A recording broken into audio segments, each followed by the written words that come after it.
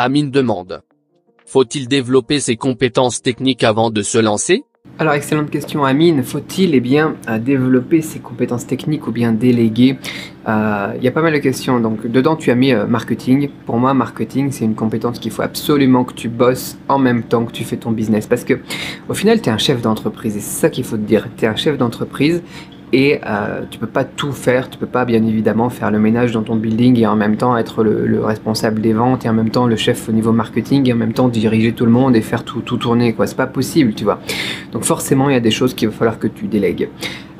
Tu peux pas franchement aller bosser donc sur le SEO parce que c'est très chronophage si tu es en train de lancer un business. Par contre le marketing, je te conseille vraiment à fond de lire et de te former en parallèle avec mes vidéos, tu vois, toute la formation gratuite par exemple, avec des livres. Je te donne aussi des livres dans la formation, tu vois, des trucs que je recommande comme Stratégie Océan Bleu, des trucs comme ça. Il faut que tu te formes sur le marketing. En fait, ce qu'il faut que tu te dises, c'est que tu es le stratège, tu es le général, tu diriges une armée avec différentes factions, tu vois, tu as ton infanterie, ta cavalerie, tu as ton... Et puis voilà, au final, c'est tout simplement les ventes, le sourcing, faire le ménage, faire la paperasse, la compta, etc. Et il faut que tu te dises, voilà, c'est quelles sont les forces d'une armée, qu'est-ce qui va faire que ça va gagner. Tu vois, bien évidemment, on a besoin de quelqu'un qui alimente l'armée en nourriture, par exemple, tu vois. On a besoin de quelqu'un qui nettoie, on a besoin de quelqu'un, donc d'une équipe médicale, etc. Mais au final, qu'est-ce qui va faire la réussite de ton armée? Qu'est-ce qui va faire la réussite, eh bien, de ton attaque sur le marché, tout simplement, que tu veux attaquer et sur lequel tu veux faire de l'argent. Et tu vas te rendre compte qu'il y a des choses qui sont vraiment les plus essentielles, il faut prioriser. Et forcément, ton offre, tu vois, donc la partie marketing, c'est énorme, tu vois. C'est même la clé. Une offre, ça se vend tout seul, rien qu'avec le bouche-à-oreille, d'accord? Donc là, tu peux pas lésiner, c'est des choses sur lesquelles tu vas devoir bosser. Donc le marketing, il faut que tu te formes en parallèle. Par contre, après, derrière, le trafic, c'est quelque chose sur lequel c'est pas vraiment toi qui peux avoir du pouvoir, ça peut être délégué à n'importe qui sait bien gérer du trafic, tu vois. Et ça pourrait être des mercenaires que tu engages pour ton armée, tu vois. Mais la stratégie, comment est-ce que tu vas attaquer, par quel côté ils vont aller, tu vois, comment est-ce que tu vas t'en sortir, comment est-ce que tu vas te faire une embuscade ou des trucs comme ça, tout ça, ça vient de toi. Ça, c'est le marketing, c'est la stratégie commerciale et compagnie. C'est l'offre. Donc là, tu peux pas le déléguer. Mais effectivement, ouais, des mercenaires, tu peux le déléguer, tu les payes et puis c'est tout, quoi. L'acquisition de trafic, tu peux, il n'y a pas de souci. Pareil, une équipe médicale, c'est pas des soldats qui vont faire ça, quoi. C'est des gens qui sont spécialisés là-dedans que tu dois recruter. Et donc c'est pareil, enfin, ma comparaison, je trouve qu'elle est pas mal, quoi.